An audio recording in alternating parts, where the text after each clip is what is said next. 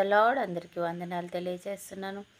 ఈరోజు దేవుడు ఇచ్చినటువంటి వాగ్దానము ఇర్మియా గ్రంథము 1వ అధ్యాయం 5వ వచనంలో వ్రాయబడినట్టుగా, గర్భంలో నిన్ను రూపింపబడక మునిపే నేను ఎరిగి తిని.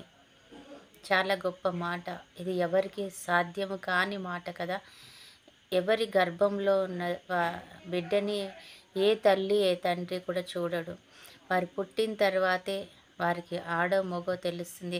వారు పుట్టిన తర్వాతే వారికి ఏ రూపురేఖలు ఉన్నాయో, ఏ రంగులో ఉన్నాడో తెలుస్తుంది. కానీ దేవుడు కదా పిండముగా ఉన్నప్పుడే, చిన్న పిండంగా ఉన్నప్పుడే ఆయన ఆ పిండమును చూస్తాడట. ప్రతి పెరుగుదలను, ప్రతి అంశాన్ని ఆయన చూస్తూ ఉంటాడంట. ఆయన చూసి ఆ గర్భంలో ఉన్న పిండముతో కూడా ఆయన మాట్లాడే దేవుడు అనమాట.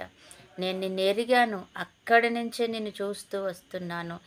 మరి నువ్వు పిండంగా ఎక్కడో లోపల ప్రపంచంలో ఎవరికి కనబడిన సమయంలోనే నేను నిన్ను చూశానే. మరి నీ అంతరంగంలో ఏముందో నేను చూడలేనా? నీ లోపల ఏ బాధ ఉందో నేను చూడలేనా? నువ్వే దుఃఖముతో ఉన్నావో, ఎటువంటి పరిస్థితుల్లో ఉన్నావో, నీ హృదయంలో ఏముందో నాకు తెలియదా అంటున్నాడు దేవుడు.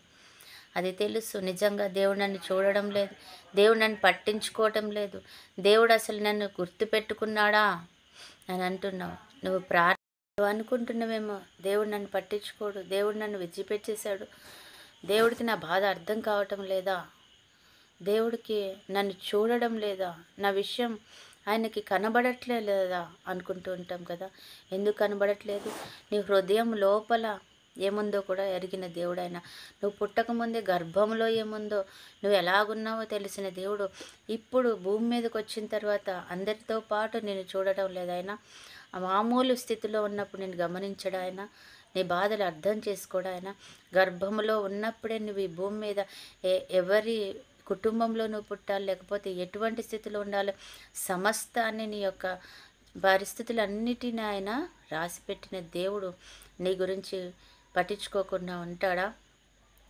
అయినా తన సొంత కుమారుని దేవుడు పంపించి, ఇదిగో నా బిడ్డల కొరకు నువ్వు ప్రాణం త్యాగం చేసి అయినా సరే వారిని రక్షించు అని చెప్పినప్పుడు ఆయన త్యాగం చేసి మరి నిన్ను నన్ను కాపాడడానికి వచ్చిన దేవుడు నిన్ను విడిచిపెడతాడా? చిన్న చిన్న విషయాలు చేయకుండా ఉంటాడా? ఉండడు. కాబట్టి మనం అర్థం చేసుకోవాలి. ఆయన నన్ను చూస్తున్నాడు, నన్ను విడిచిపెట్టడు, నన్ను ఆయన పక్కకు తోసివేయలేదు, నన్ను ఆయన ఎటువంటి పరిస్థితుల్లోనూ ఇబ్బందికి గురి చెయ్యడు, నా దేవుడు నాకు సహాయమే చేస్తాడు అని దేవుడు చూస్తున్నాడు. కాబట్టి నువ్వు తప్పకుండా అర్థం చేసుకో. ఆ అర్థం చేసుకున్నప్పుడు నీకు ధైర్యం వస్తుంది, విశ్వాసం వస్తుంది. దేవుడు చేసిన కార్యాలను బట్టి నువ్వు ఒప్పుకుంటావు. నిజమే, దేవుడు నా కొరకు చేస్తాడు, తప్పకుండా చేస్తాడు అని విశ్వాస మాటలు నీ హృదయంలో ఉన్న విశ్వాసాన్ని బట్టి దేవుడు కూడా కదులుతాడు, నీ జీవితంలో అద్భుతం చేస్తాడు. అటు కృప దేవుడు మనకి ఇచ్చునుగాక. ఆమేన్. ప్రార్థన. పరిశుద్ధుడైన దేవా, ప్రేమ కలిగిన తండ్రి, నిజమే ప్రభువా, జ్ఞాపకం చేసుకోండి మమ్మల్ని తండ్రి. నీ కృప మాకు తోడుగా ఉంచండి అయా. నీకే మహిమ చెల్లిస్తున్నాం ఈ యొక్క సమయంలో ప్రభువా. మమ్మల్ని జ్ఞాపకం చేసుకోండి తండ్రి. నీ కృప మా మీద మెండుగా ఉంచండి, సన్నిధితో మమ్మల్ని నింపండి నాయన.